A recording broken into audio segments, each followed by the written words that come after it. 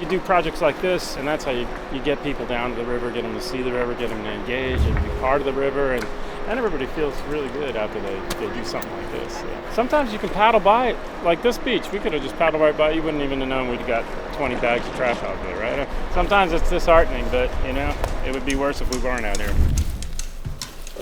Wow, nice liquor bottle. Guy rolls up in a four-wheeler and he saw my raft and he's like, "You going fishing?" And I'm like, and there was already a pile of tires sitting there, and I said, "I'm going fishing for them." He's like, "Those come out of the river?" I said, "Yes, sir, they did." I said, "We're going to go get twice as many today."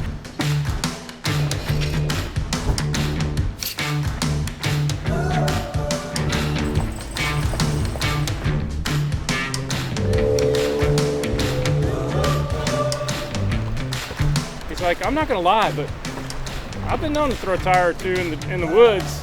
It's not near the river, because I reckon it could go down to the river." I'm like, "Yeah, that's how these guys."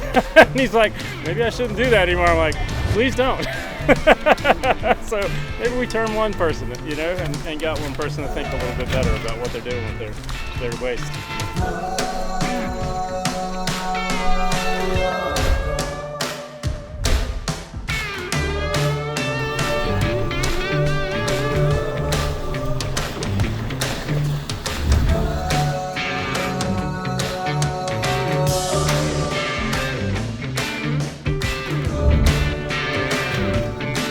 We'll turn them one at a time if that's what it takes.